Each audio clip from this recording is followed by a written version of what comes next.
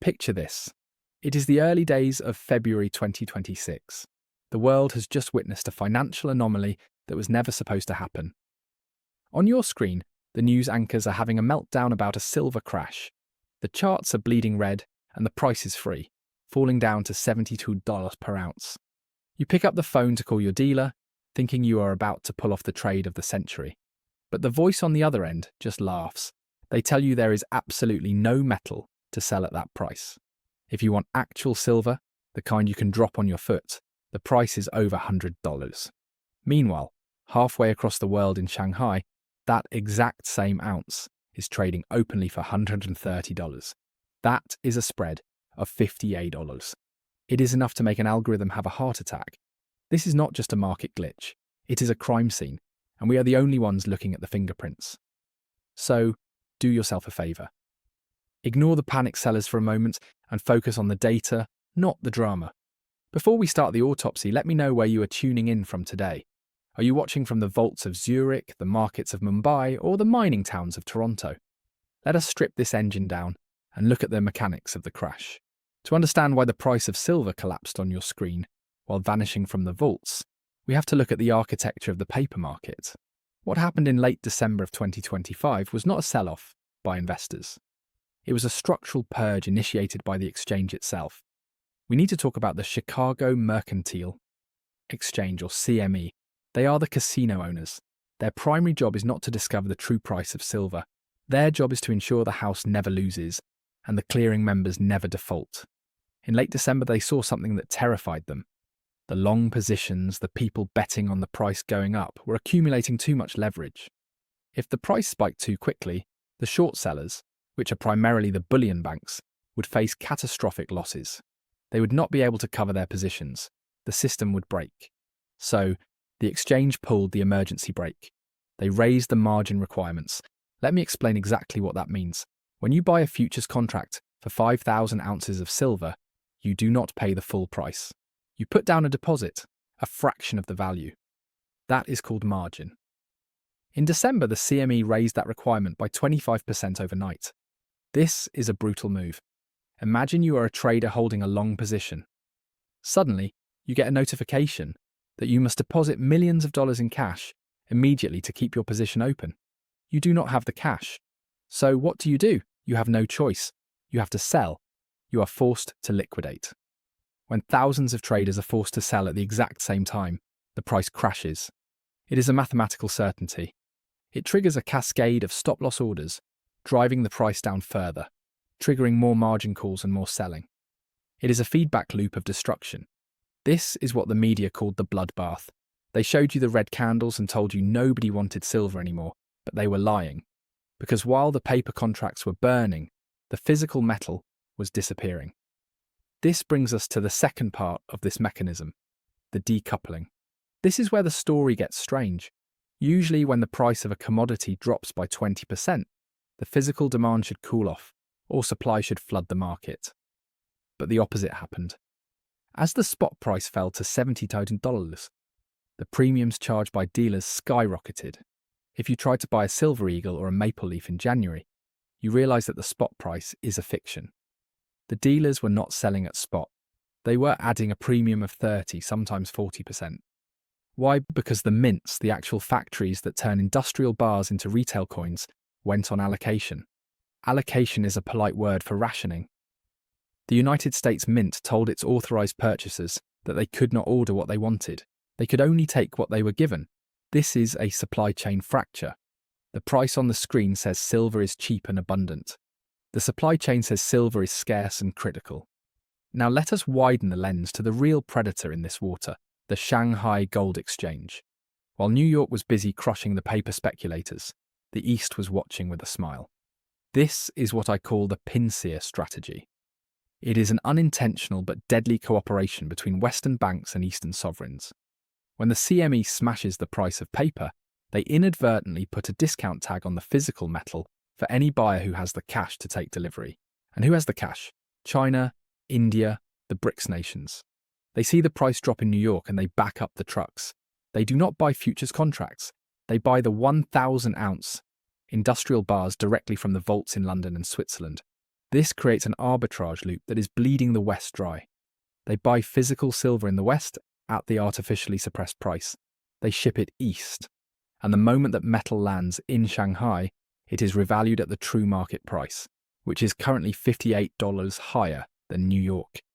Think about the incentives here. If you are a global bank, why would you sell silver in New York for $72 when you can ship it to Shanghai and sell it for $130?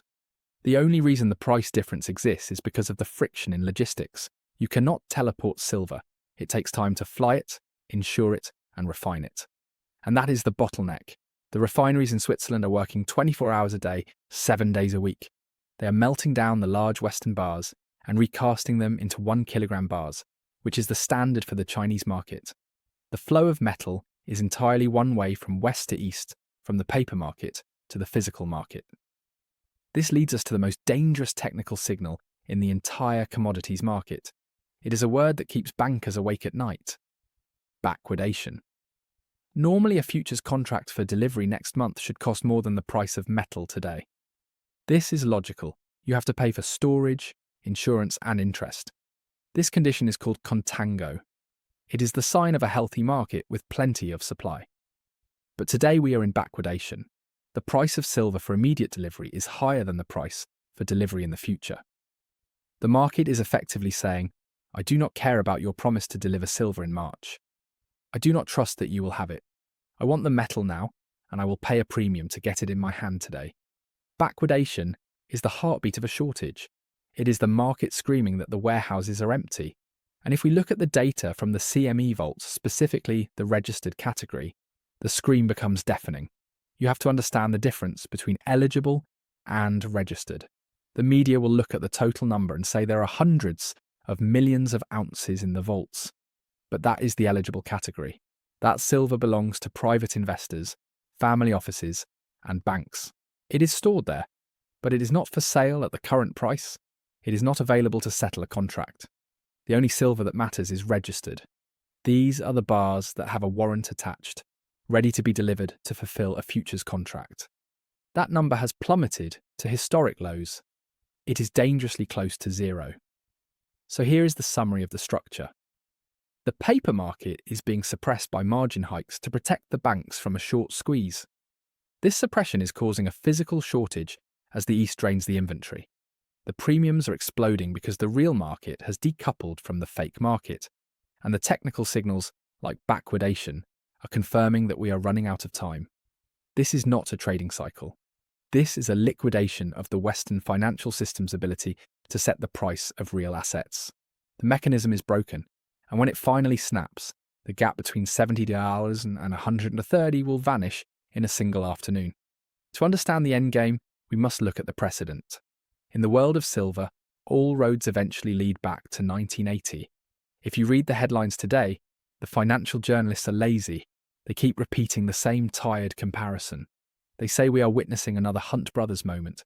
They tell you that a few aggressive speculators are trying to corner the market and that they will inevitably fail, just like Nelson and William Hunt failed 46 years ago. But this analysis is fatally flawed. It misses the single most important variable in the equation. The nature of the buyer has changed. Let us briefly re-examine the crime scene of 1980. The Hunt brothers were Texas oil tycoons. They were wealthy, yes, but they were individuals. And more importantly, they were greedy. They tried to corner the silver market using massive amounts of leverage. They bought futures contracts on borrowed money. They were playing in the casino using the casino's credit. When the price of silver hit $50 an ounce in January of 1980, the establishment panicked. The Federal Reserve and the exchange regulators realized that the Hunts were about to break the banking system, so they changed the rules in the middle of the game. This is a critical lesson for what is happening today. The exchange announced Silver Thursday. They implemented a rule called liquidation only. Suddenly nobody was allowed to buy. You could only sell. They cut off the buying pressure instantly. Then they raised the margin requirements, just like we saw in December 2025. The Hunts were trapped. They could not meet the margin calls. They were forced to sell into a falling market. They went bankrupt and the price of silver crashed from $50 down to $10. The establishment won. The paper market crushed the physical buyers because the buyers were levered. Now, fast forward to February 2026. Look at the buyer on the other side of this trade. It is not two brothers from Texas. It is the People's Bank of China. It is the Reserve Bank of India. It is the Russian Federation. It is the sovereign wealth funds of the Middle East. These are not speculators. They do not buy silver on margin. They do not use leverage. They pay cash. They take delivery. And most importantly, they do not care about the dollar price. This is the critical difference that the Western banks fail to calculate. You cannot issue a margin call on a sovereign nation that holds the physical metal in its own military-guarded vaults. When the CME raised margins in December, they were using a weapon designed to kill speculators like the Hunt brothers. And it worked on the hedge funds. It worked on the retail traders. But it did absolutely nothing to stop the strategic accumulation by the East. In fact, it backfired. By crashing the paper price, the West effectively subsidized the East's accumulation. It is the greatest strategic blunder in modern financial history. This brings us to the geopolitical axis of this crisis. We are witnessing the weaponization of the Shanghai Gold Exchange. For decades, the price of silver was discovered in New York and London. It was determined by trading fractions of a penny on high-frequency algorithms. It was a derivative game. The physical metal was just an afterthought. But the balance of power has shifted. The Shanghai Gold Exchange operates on a completely different operating system. In Shanghai, the rule is simple. If you sell silver, you must have the metal. If you buy silver, you must take the metal. It is a physical-first market. China has been preparing for this moment for 20 years. They have been quietly importing thousands of tons of gold and silver. They have encouraged their citizens to buy physical bars.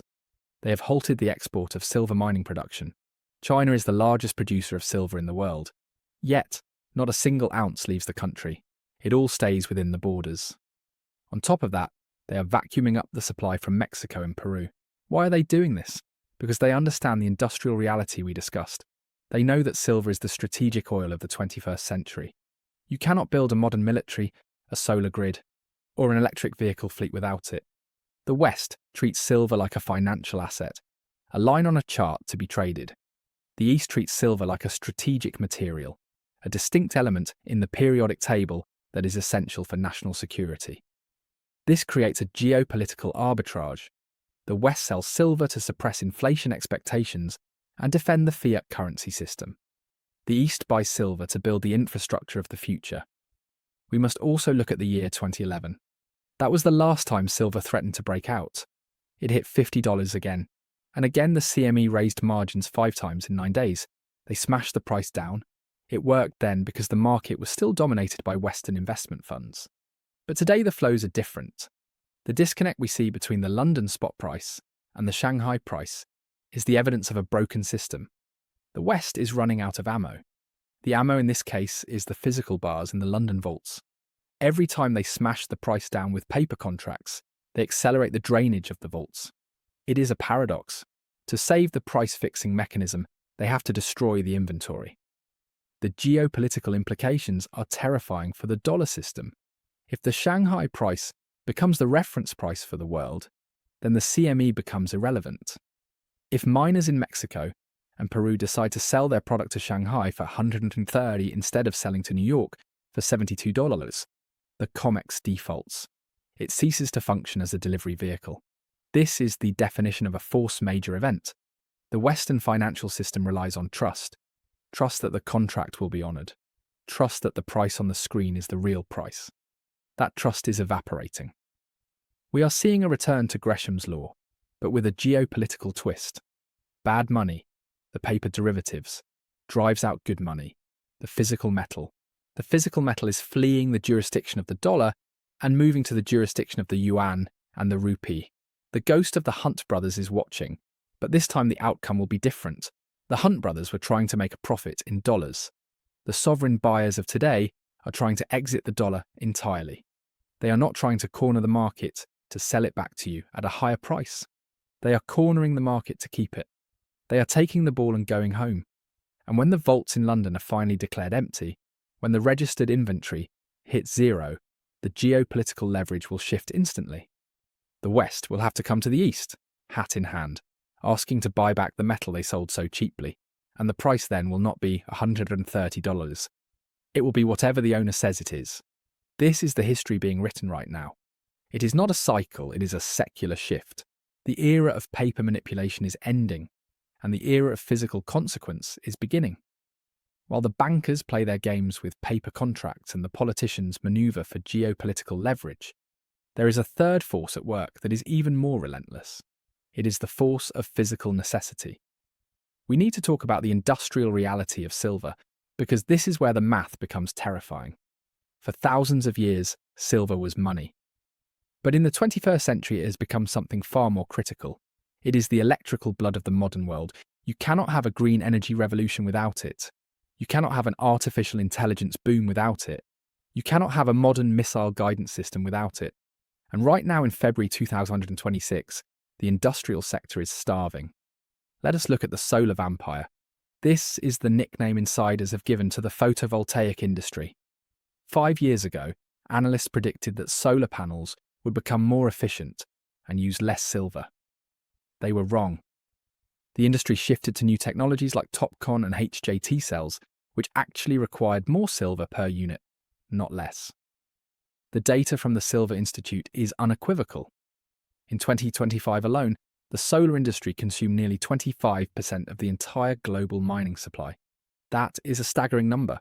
One single industry is eating a quarter of the pie. And unlike gold, which is hoarded in vaults, the silver in a solar panel is consumed.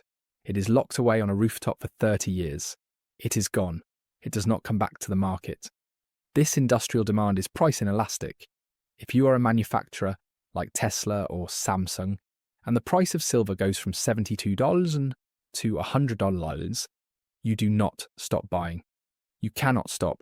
Silver is a tiny fraction of the total cost of your product. But without it, the product does not work. You pay the price. You pay whatever the market demands. This unyielding hunger from the industrial sector has collided head-on with a broken supply chain. And this brings us back to the anomaly of the premiums. Why is there such a massive gap between the spot price and the price you pay for a coin? The answer lies in the refineries. This is a logistical bottleneck that very few people understand. The silver that sits in the London and New York vaults is typically in the form of 1,000 bars. These are heavy, ugly, industrial bricks. They are not designed for you. To turn those bricks into the coins you buy, or the 1 kilogram bars that the Chinese market demands, they must pass through a refinery. They must be melted down and recast. Right now, the major refineries in Switzerland and North America are operating at maximum capacity. But they are not making coins for retail investors in the West. They are fully booked fulfilling orders for the East. They are working 24 hours a day to convert Western good delivery bars into Chinese standard 1 kilo bars. The retail investor is being squeezed out. This is why the United States Mint is on allocation. When a mint goes on allocation, it is a polite way of saying they have defaulted on their mandate to supply the public. They are rationing sales. Dealers are calling the mints, begging for product, and the mints are hanging up the phone. This is the definition of a broken market. In a functioning free market, if demand is high, supply rises to meet it. But here, the price signal is jammed. The paper price is too low to incentivize new mining production, but the physical demand is too high for the existing inventory to satisfy. And nowhere is this danger more visible than in the fine print of the largest silver ETF in the world, SLV. Most investors treat SLV like a bank account. They think they own silver. They do not. If you take the time to read the latest updates to their prospectus, you will find a warning that should send a chill down your spine. The lawyers inserted a clause admitting that in times of extreme market volatility or supply shortages, the fund may not be able to acquire enough physical silver to back the shares. Think about what that means. The fund that is supposed to track the price of silver is telling you in legal black and white that they might just become a paper tracking vehicle with no metal behind it. If the SLV runs out of metal, they will not give you silver bars. They will settle your position in cash. They will give you a check for the suppressed paper price of $72, while the real metal trades on the street for $200. You will be cashed out of the trade of a lifetime right at the moment it pays off. This is the force majeure scenario. It is the moment when the paper promises are broken. We are seeing the shelves go empty.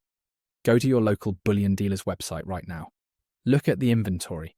You will see the words out of stock or pre-order everywhere.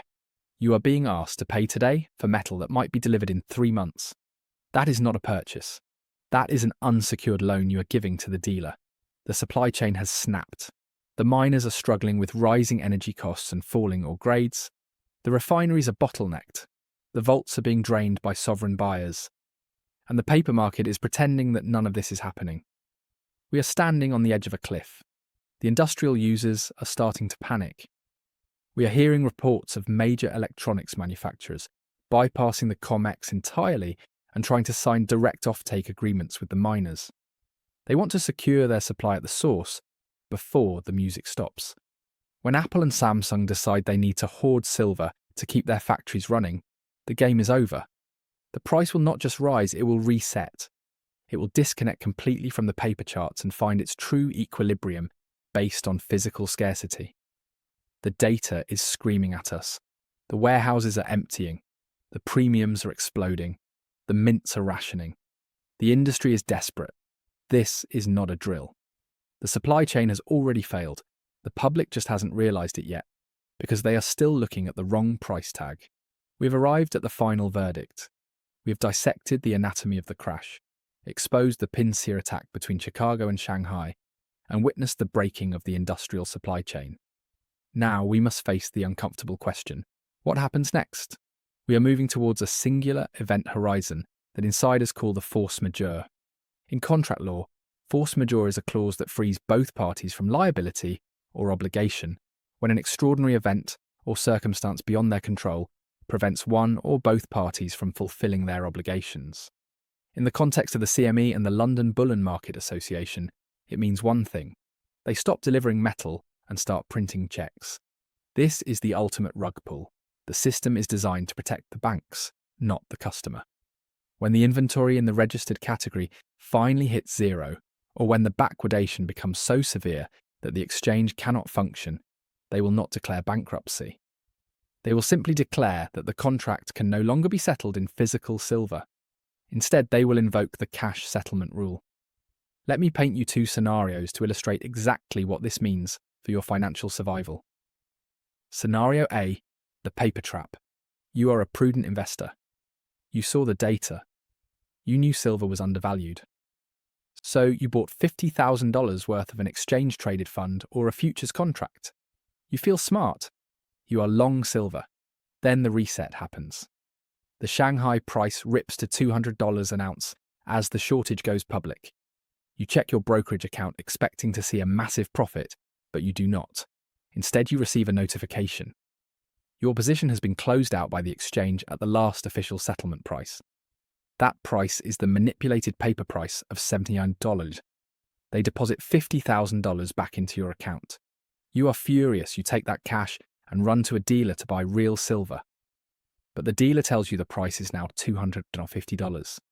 Your money, which you thought was protected, has lost 70% of its purchasing power overnight. You were right about the market direction, but you were wrong about the vehicle. You were holding a claim check for a coat that had already been stolen from the cloakroom. Scenario B, the physical exit. You understood that in a crisis of trust, possession is 10-10N of the law. You ignored the convenience of the ETF. You paid the high premiums. You bought the monster boxes of Silver Eagles. You took the heavy bars home. You became your own central bank. When the force majeure is declared, it does not affect you. In fact, it empowers you. The paper market dies and the physical market discovers its true price. The spread collapses. The price of silver in New York instantly reprices to match Shanghai. The wealth transfer is complete. You are not just preserving capital. You are holding the only asset that the industrial world desperately needs but cannot print. This is not a speculation. This is a defensive strategy against a systemic default. The world is drowning in $300 trillion of global debt. That debt can never be paid back in real value. It can only be defaulted on or inflated away. The central banks have chosen inflation. The bloodbath we saw in February is just the desperate thrashing of a dying fiat currency system trying to maintain control over real assets. We are entering a period where the return of your money is far more important than the return on your money. Do not wait for the Wall Street Journal to announce the shortage. By the time it is on the front page, the dealer shelves will be bare. The premiums will be 100%. The window of opportunity is closing.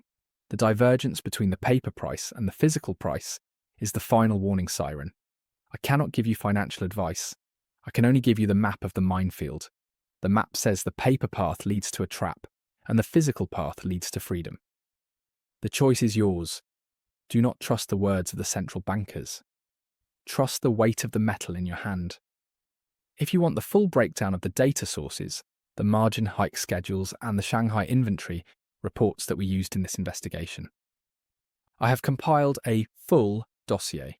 Click the link in the description below to access the full report. Stay safe.